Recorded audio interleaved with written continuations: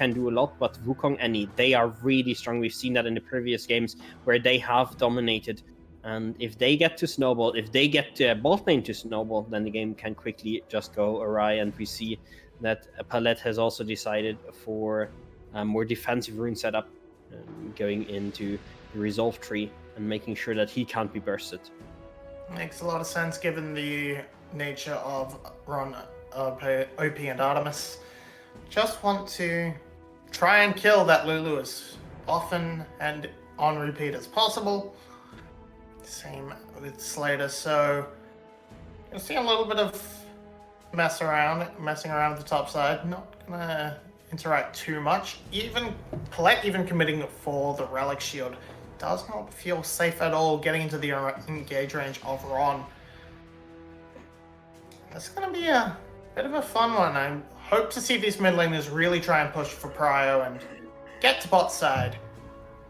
So until then, Cerberus gonna try and do their best to maintain that spot 2. Technically, I think they will always hold on to it, even if they lose, but they want to get through this first round robin with only the single loss on their record.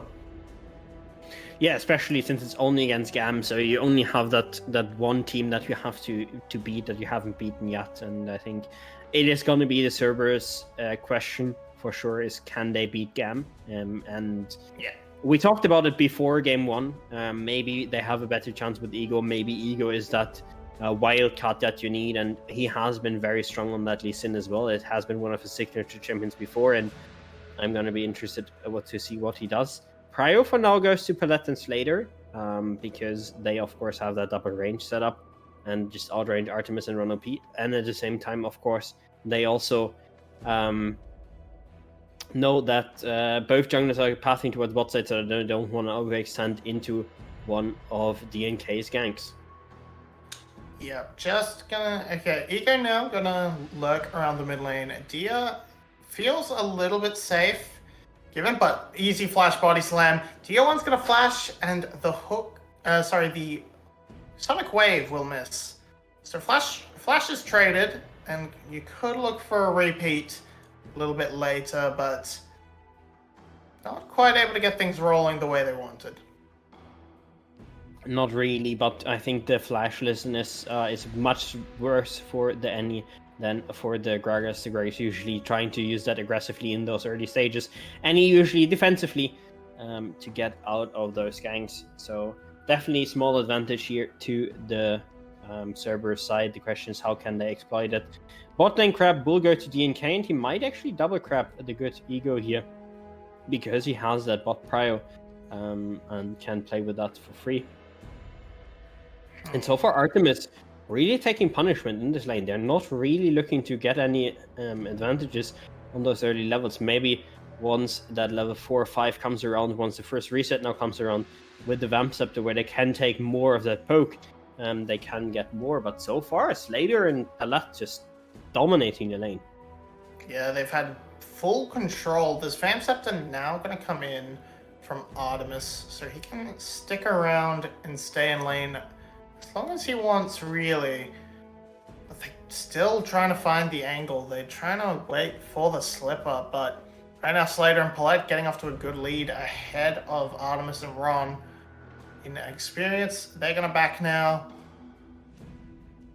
And not really any angles being shown by either team.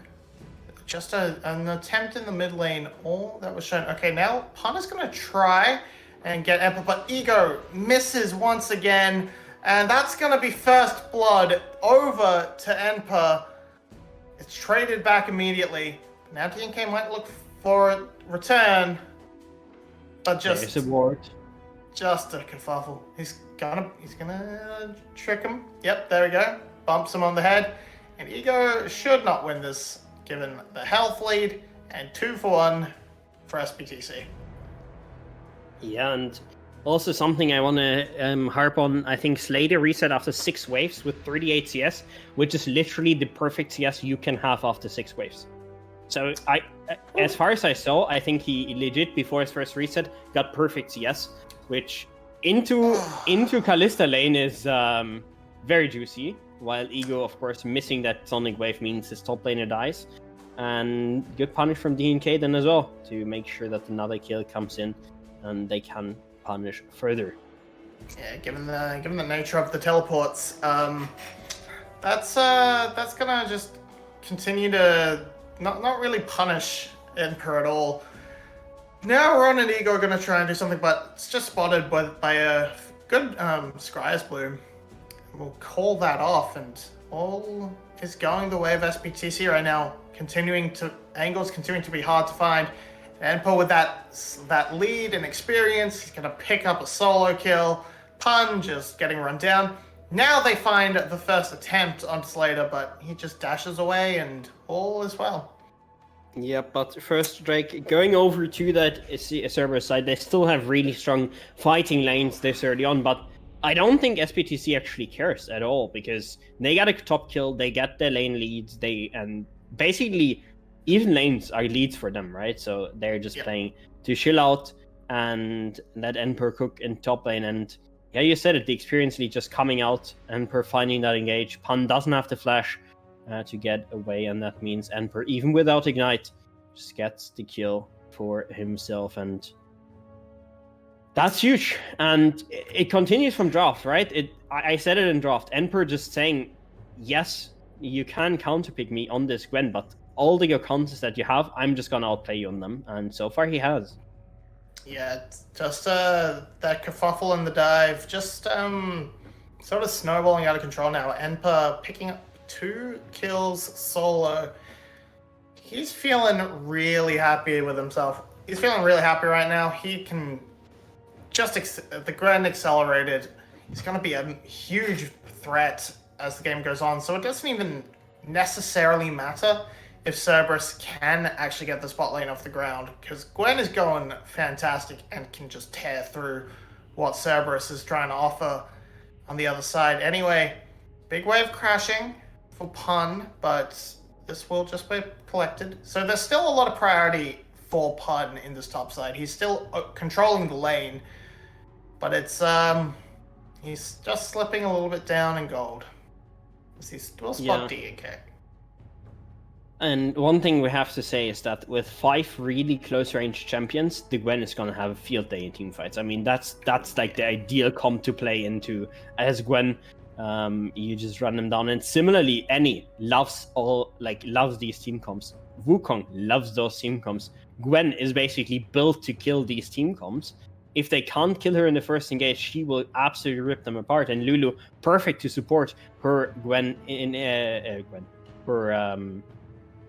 Oh, yeah, Gwen, that works. Yeah, I mean, you can support the Gwen as well.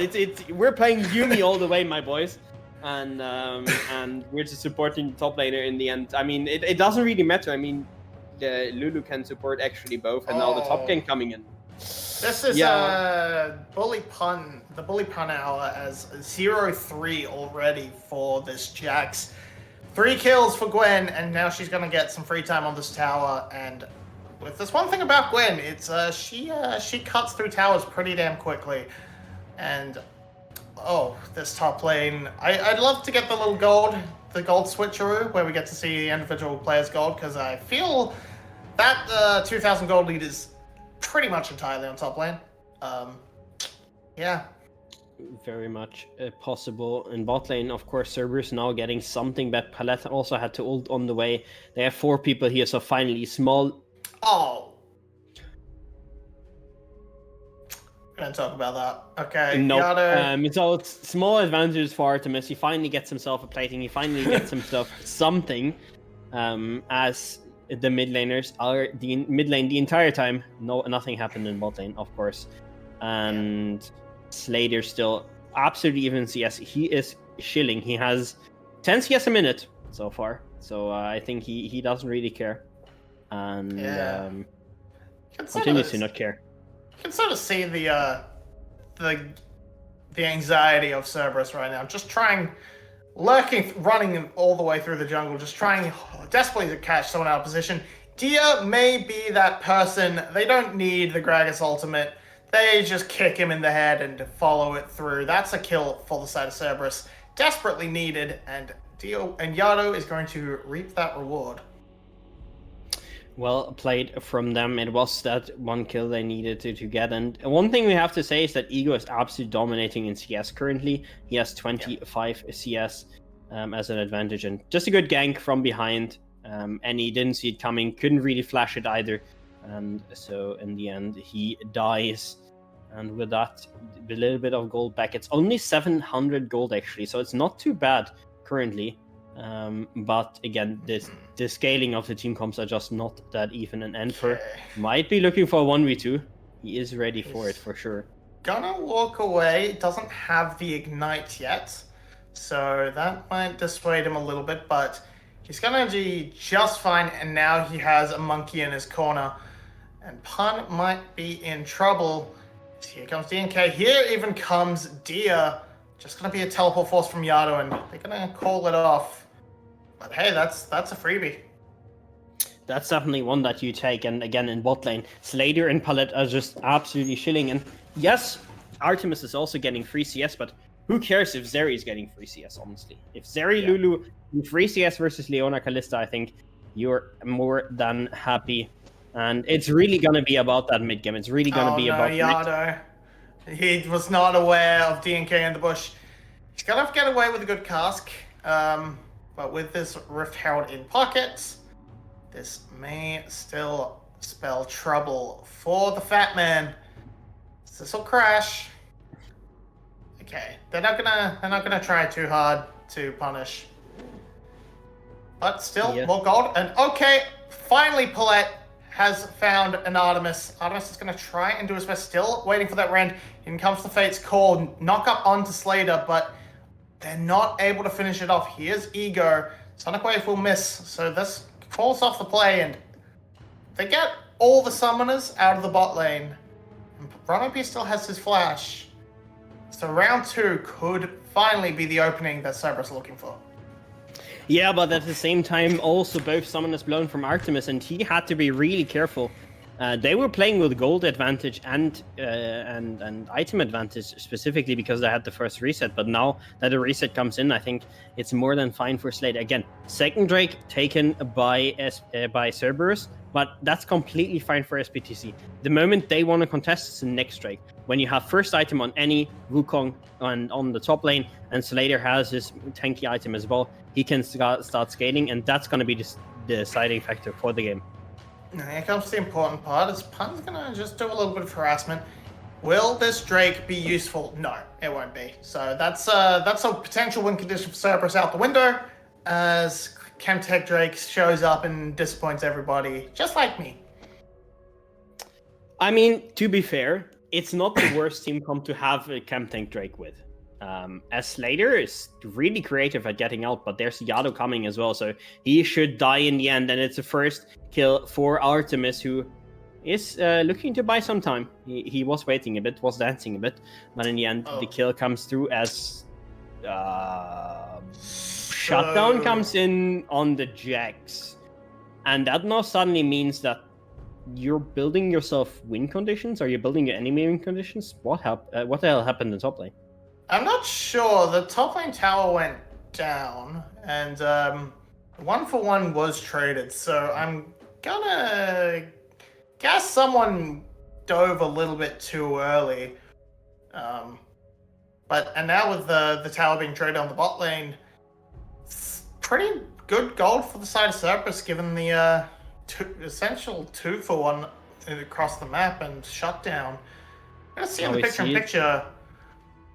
Just they basically ignore Pun to try and force the tower down, and that lets them get the kill on Emperor. Yeah, really not sure about that one, but in the end, it is still the turret taken, and you said it, Cerberus, they're still keeping the gold close, and why we're saying that Cerberus is behind and so on, it's not really because of the gold lead, it's because of the team comps and how they interact with each other.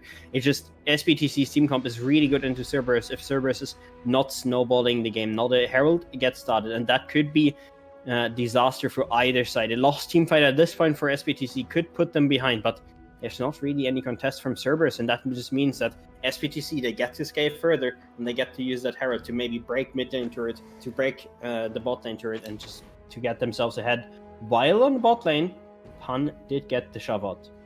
Pun is going to get the push, but not really going to get much more than just this crash. Yeah, it seems like Cerberus didn't really want to fight that, weren't in position, and didn't want to commit the teleport. So just gonna be a free objective for the side of SBTC. Gonna see where they can land that down, as, well, we're at the 16-minute mark. It's 1,000 gold ahead for Cerberus and, sorry, for SBTC. And is that where we say, okay, Cerberus can't win? Or are we waiting for the 20 minutes to call it quits? No, I think they can still win, and especially they have a lot of outplay potential, right? You have Lee Sin, you have Gragas, you have Kalista. Those are all high mechanical champions where you can find outplays, and I wouldn't completely write them off. I think the decision is really taken in 2 minutes. How is the next strike going to be? Because that's the big fight that Cerberus wants to bait SBTC into, and it's going to be the fight where SBTC is weakest in comparison to that Cerberus team comp on basically even gold. That right now is the case, right? So whatever happens at the second Drake, if SBTC gets a good fight and that Drake, I would say they're in a huge lead at that point. But if Cerberus finds their fight there, gets a third Drake, I think they're completely on pace to win the game. Even though the game is much slower than it should be, they still have the pace to win the game from there. All right, Wits End coming up shortly from the side of Artemis. He needs that. He's gonna get a lot of value out of it. Ultimate comes through, but that dash over the wall is enough to keep Slater alive. As it would have been good from Rono Pete, but just a smidgen slow on the follow-up. Yeah, but also really well played from Slater, just immediately E'ing and then also Wing, making sure the wave was also hit and they could clear it out. And now TP comes in from the Annie, making sure you get that mid priority. You get the Herald down and you're playing for Drake in 50 seconds. You want to have full setup, you want to have full vision, and you want to have full control in the mid lane. And they might actually be able to take that mid turret or at least chunk it out. Yeah, they even spot Ego with that far sight ward, and now should have full control over this river. It's still a little bit early. They can't just collapse straight onto the dragon, but they do force Yardo to respond top side. That's not a good start, but the plus side to Tibbers is he just creates a lot of threat on his own, even without that. Ego goes straight in and finds the kick, but they can't follow up on it. Pun is now in the middle of it. Slater will actually fall down now. And now, can SBTC still carry Enpa just kind of left to his lonesome in the middle of 3? And we may have called it a bit early. Oh, I might have called it a bit early, rather, because here's Cerberus finding the fight they wanted. That outplay potential you talked about, it's come online. Yeah, great play from Ego, also with double TP on the ward, and it's the one ward they still had in that lane. Perfect ward for a double TP flank. Wasn't spotted by a sweeper, so that's a really good punish. And now I think they're back on pace in a perfect position to just snowball, take the Drake, snowball into Nash, get set up on Nash, find another good fight there, and Cerberus is back in the game. The big thing that I have to talk, or we have to talk about is why is DR1 a griefer? Because if he actually flashes in that Tibbers, Artemis is safe dead. There's no counterplay for Artemis, but he misses the Tibbers, and now at that point the Tibbers isn't up here. Slater just can't get out. He has already used his flash, and good play from Ego as well, forcing the flash with the ward jump and then being able to flash kick and make Slater be out of position. So good play from Cerberus, a bad play from SBTC means that the team comp means nothing. Yeah, I gotta say, I love the committal from both solo laners from Cerberus. At the moment they come out of the teleport, they just both flash straight onto Slater to try and get their CC down. It works out well. And now, yes, Cerberus, it's only a 2,000 gold lead. It's not the biggest, for sure, but they have momentum now. They have those Drakes in pocket. They have that second item on Artemis. He's going to be working towards... All right, maybe... What do you think he should be working towards? He's got that setting on the crit cloak, but is that going to be a Runa, a Ginsu's, a Bloodthirster? What do you think right now? I think you could make an argument for all of them. I think Bloodthirster could be fine. I think Ragebait could be fine. Runens could be fine. Lord Dominic's could be fine, even though you would probably open up with some AD. So I'm expecting something along the lines of the Runens probably, which I actually like the least from the item choices. So we're gonna have to see what he ends up actually going for. Because there are a lot of opportunities here to build, depending on where he really wants to go with his item build. Yeah, given the dive nature of what SBTC has, I can definitely see the Runans helping out a lot, giving you that speed and being able to hit multiple targets at once. Now, we're just sort of posturing around. SBTC should be able to, if they put any pressure on it, they should be able to crack that mid lane tower. But they are a little bit scared to step up too far, just in case of that collapse. But right now, it's a little bit muted, of course. Flashes are all down for the side of SBT, for the side of Cerberus. Dia still has his, having, of course, not blown it in that initial engagement. So, looking for the Tibbers, looking for something for SBTC to try and claw their way back into it. Yeah, and we talked so much about SBTC being ahead and whatever with their outscaling team comp. That's a big advantage, of course, that Cerberus team comp have.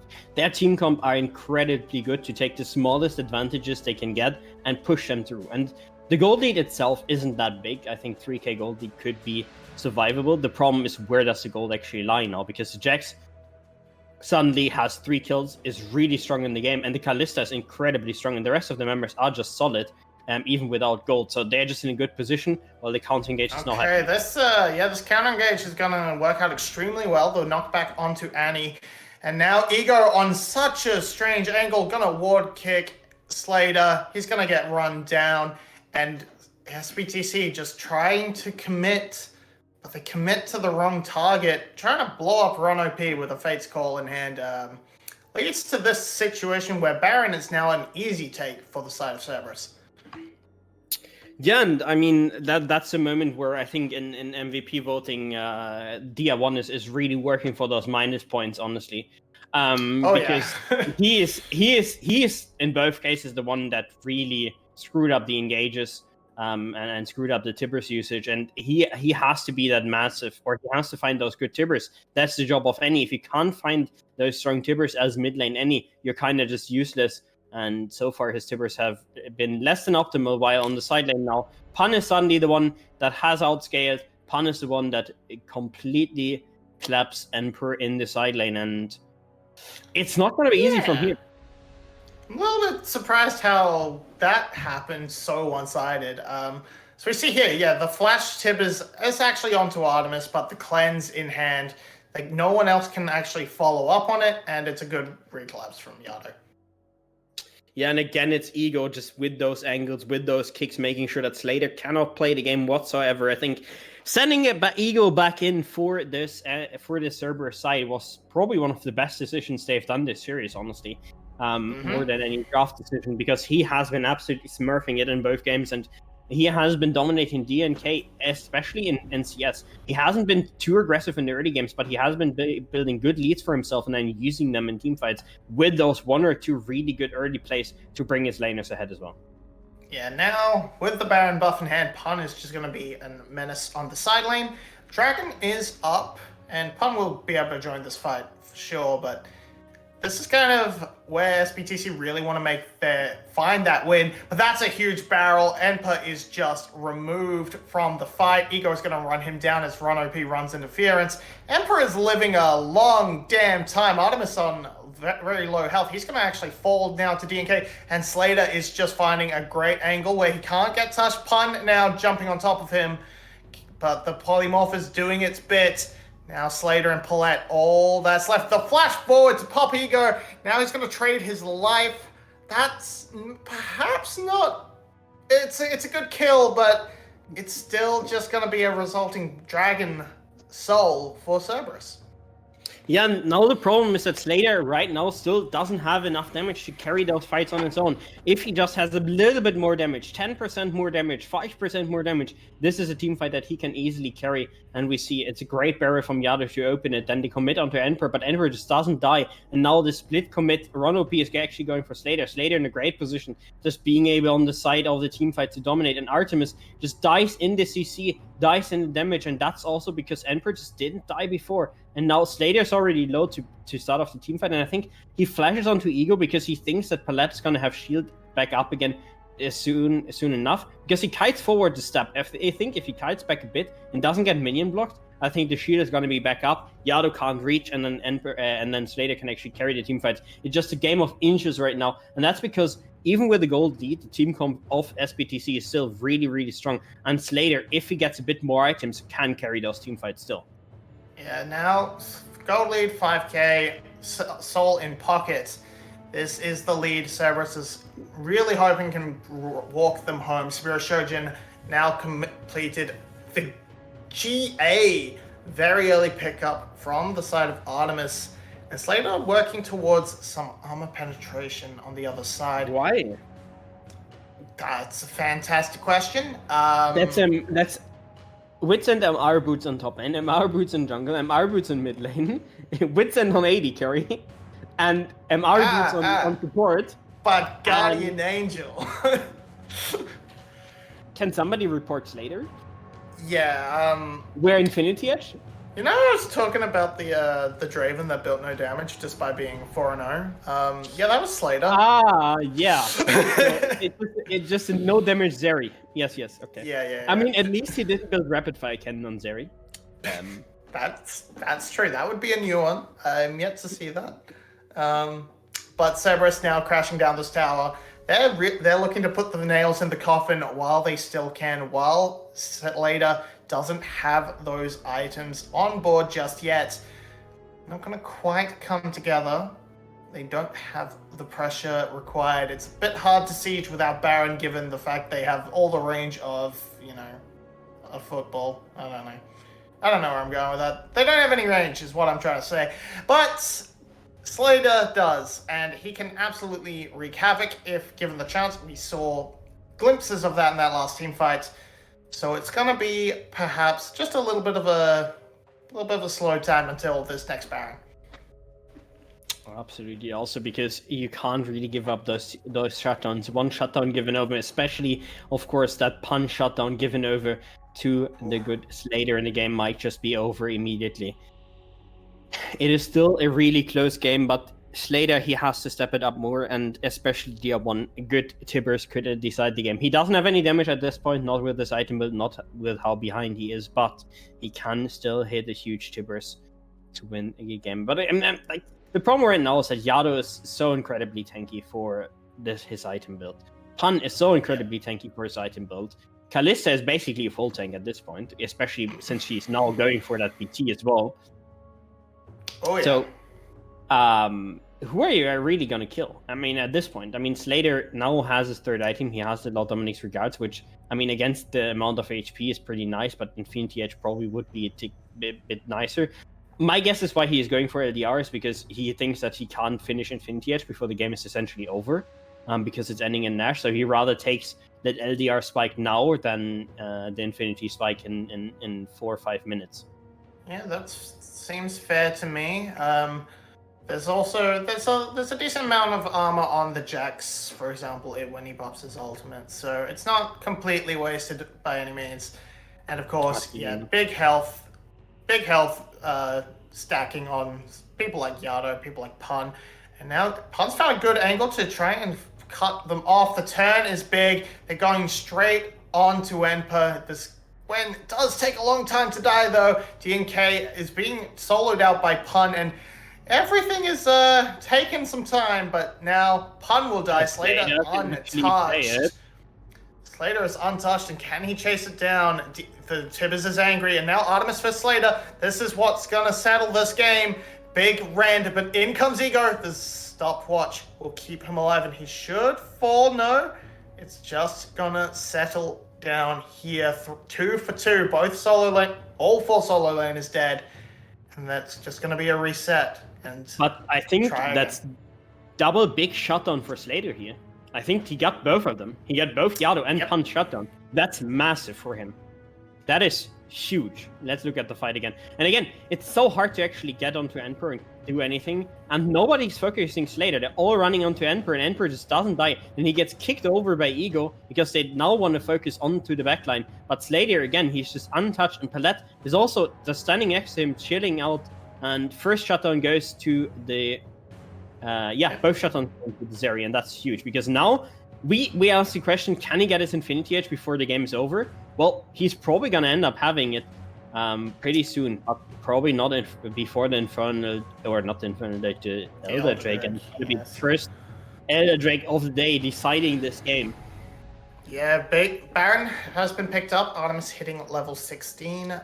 These power points are coming in, but now we have to look at flashes that are pretty much entirely off the board for Cerberus, off the board for everyone. Emperor, of course, never had one to begin with, but everything is going to be on such a knife's edge as this dragon spawns. Cerberus can use the Baron to get a bit more control, but we're looking for Ego. We're looking for Ron to try and find the angle. The cask just whiffs. Yado gets completely shattered, and now they're going straight onto Artemis. He can't step up. He can't auto-attack. Pun will fall, and now SBTC, they have such an advantage. They can push down the mid lane, crack open some plating, and get some bounties, as well as push towards the dragon.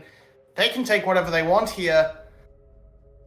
And SBTC, the comp, they may have scaled. They may have just hit the point where Cerberus can't contest. Yeah, and you could really see it. Yado, again, going wide with his cask. I think, him and Dia1 are really working who can whiff more ultimates at this point. But in the end, it's Slater who's just untouched the entire time, sidestepping the Leon, sidestepping the barrel as well, and now he is absolutely Goomba fed, and I think he's probably going to have Infinity Edge really, really soon. We sadly haven't actually seen, since the teamfight at Baron, we haven't seen it, but there it is. And PNK having the GA as well, making sure that he can stay in the front line even longer. Mikael's on Palette, so there's not really something that is still going to kill Slater.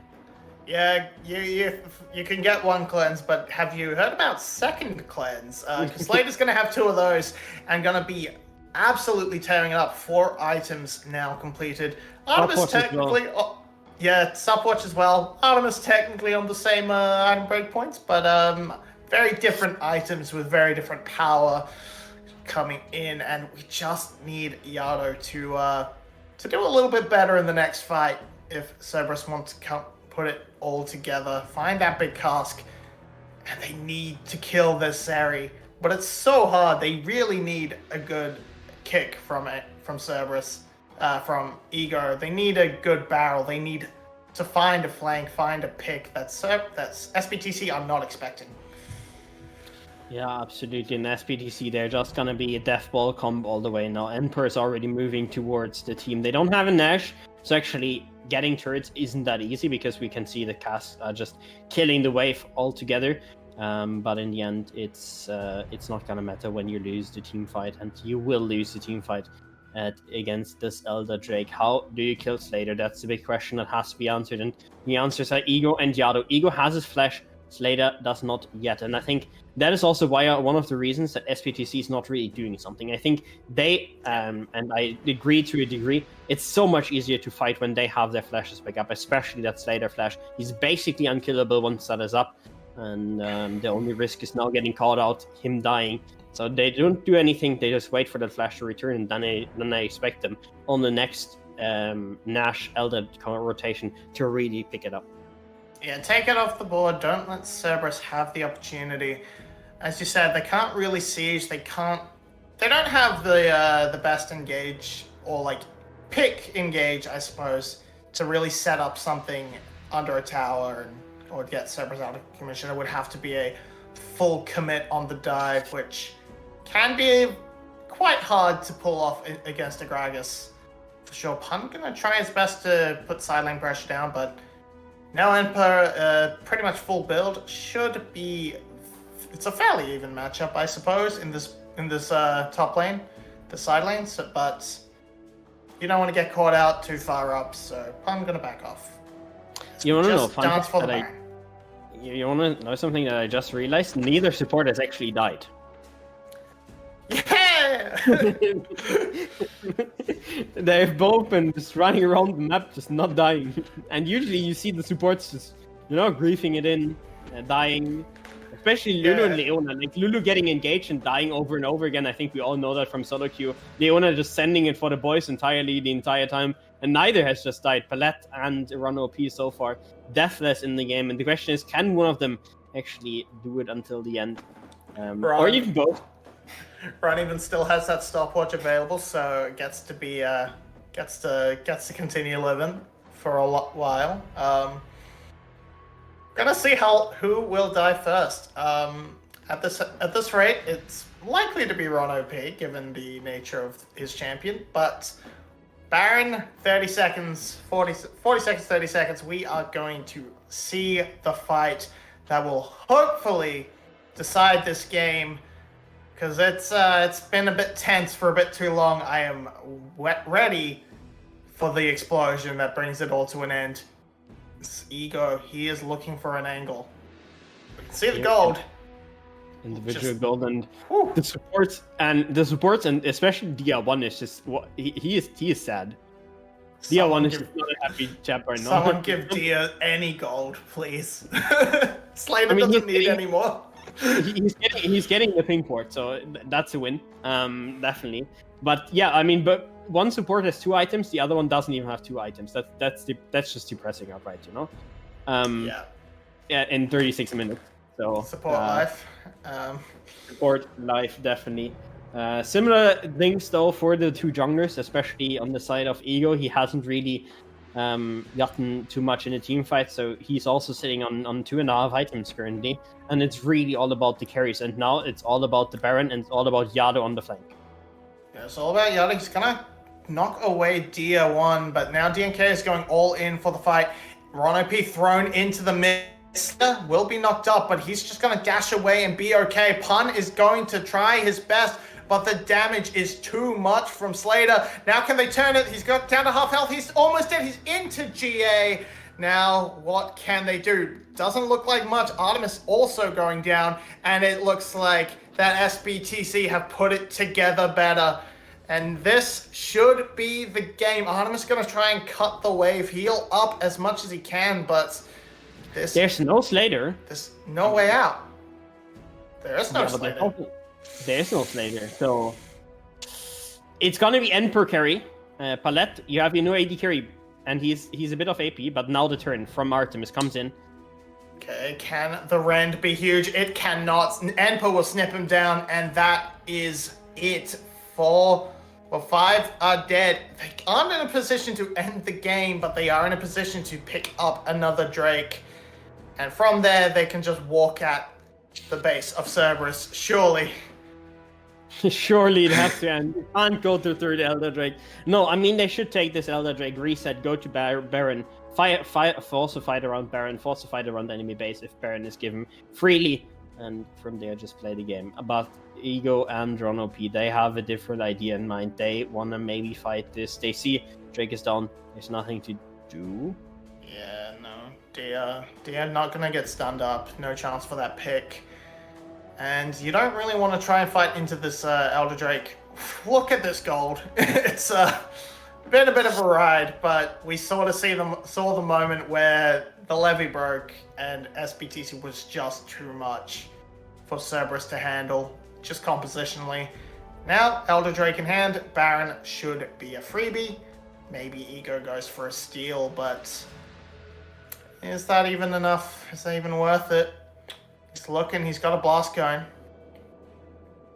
They're not risking They're not looking to flip it. Ego hopping into the pit quickly, hopping back out. I think they just want to have a fight around here. Slater is looking for that wall dive.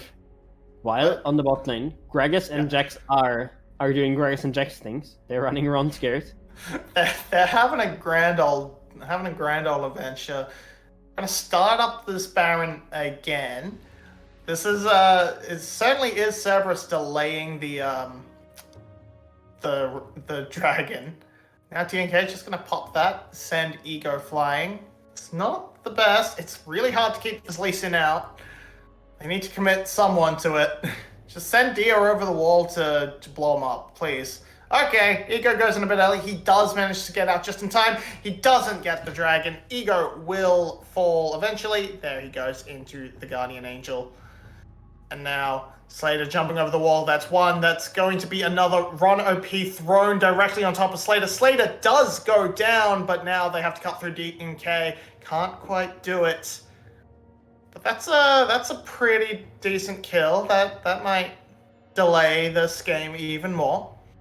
Yeah, I mean, we joked about the third Elder. If they can't break the base with this Nash, then it's gonna be on to third Elder, I feel like. At the same time, bot inhib, of course, was falling. And Slayer just getting a bit too hyped, maybe, going over the wall, diving too deep. Just take Ego's GA, reset, and then look for a fight. I mean, like, it's not gonna be easy. Kill Ego, just stop there. Yeah. I mean, that's also completely possible, but in the end, they realized that yes, Elder Drake gives you more damage, but it doesn't actually make you tankier at all. Slater now with the BT. I'm not sure when his GA comes back up. It should be back up for the incoming He sold the Phantom Dancer. There we go. As DNK jumps onto Yado. I don't think that's bad. I think the auto attacks he's putting out, he has enough attack speed, especially with his ultimate, to get through the team fights, and DBT just giving him more survivability against that incoming burst and dive. His flash gonna be up as well. Now they shouldn't be yet get caught, and somebody has to stop the pun in the top lane because he is trying his best. Pun, really bad laning phase, great mid game, not so great in the later stages of the game.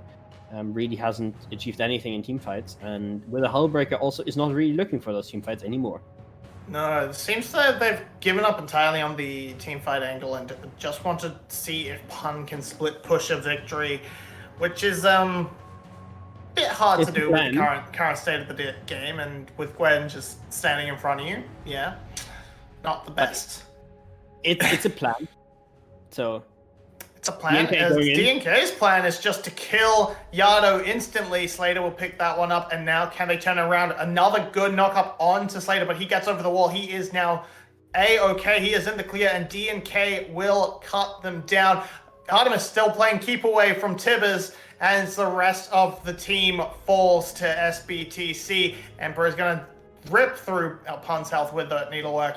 And now they're going to close out this game. Big stun onto Artemis. No, apparently not. That wasn't a stun. That one's a stun. That'll kill him put him into Guardian Angel. And now they're going to kill Emperor, but they are not going to save the game. Surely not. Come on, Pun. Okay, that's one kill. Sort of. That's later in the GA, but there we go. Whew. They do it. They end the game. 43 minutes. SBTC with the upset win over Cerberus. That's